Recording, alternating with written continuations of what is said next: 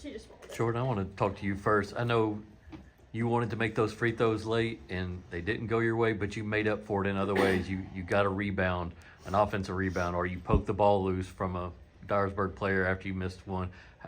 Was that just you wanting to make amends for what you did, or is it?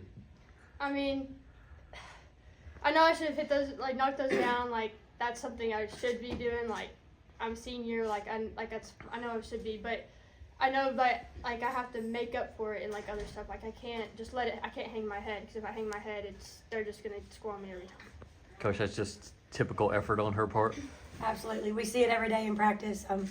That's what both of these do. I mean, in practice every day, these two work harder than everybody we've got, and so for them to do it out there on the court is not a surprise to me, because again, we see it every day, and that's just who they are.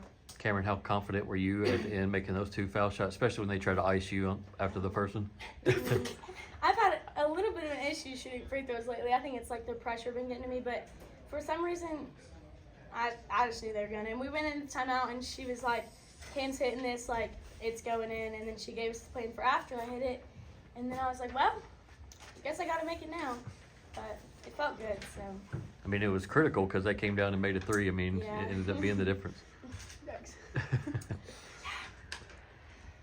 For the players, just talk a little bit. Just talk a little bit about the emotions that you were feeling once once that buzzer sounded. Because Dyersburg weren't going to go away. I'm sure you guys didn't want to go into overtime with them. Just talk a little bit about. No, you're fine. Just talk a little bit about the emotions that were kind of spilling out of you guys. Once the game ended. I thought we were going into overtime, so I was like, why is everyone cheering? And then I looked up and we were up by one, and I was like, ah! But rather that than overtime, so. It's our senior year. We have one more game left. Make it count. So I was just excited that we won. Coach, obviously best season in school history, surpassing your team in 21. I mean, have any of you even processed that yet? I know it's tough, like you said here. I'm just kind of that was a finish.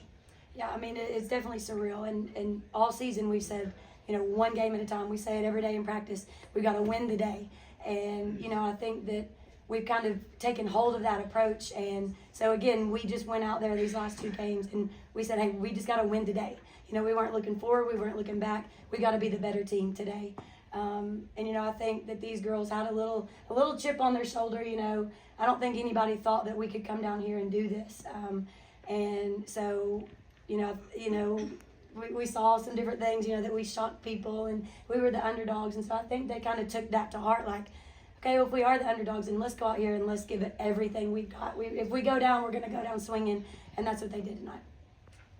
For the players along those lines, Camryn, we talked about this yesterday. I mean, you're here. You had this opportunity.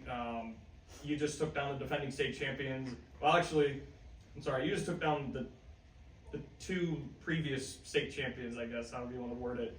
Just can you put it into words of, hey, the feeling that you have of now you're going to go play for a state championship? I guess it's just like more like confidence, I guess. And I think it's some pressure taken off because it's like it's going to be our last game no matter what. So we go out there, we give it our all, and just do what we can for ourselves and for our teammates. Camryn, it was such a back and forth fourth quarter, and I know you hit a key three there in the fourth quarter, but when they flipped the switch on, I mean, some teams would crumble. Why didn't you guys? I think we faced a lot of that in like this season, whether it be like close games or even like us starting to crumble like with ourselves, and I think we just got a lot stronger. We had she told us every game we've lost this season, we've lost, and then we've gone on like a 6-game win streak. And so after we lost the district championship, that's when she told us, and then we were all just kind of like, okay, well, it's time to put our wins together, time to stop messing around. And I think that's what we've done. I think we all trust each other a lot. Like, I know, like, if somebody gets by me, I have help back there. So I think the trust is a big thing with us, and we have it, so. Coach, you go into halftime just down 4 despite 5 for 20 from the field, 0 from 6 from 3. I mean, just what's the message to the team at that point? I know those faces kind of sum it up, right? They're shooting in the first half. Yeah, What's the message to the team at that point? I mean, at halftime we went in and said, listen, we're down 4 and we obviously know that that is not the best that we have to offer.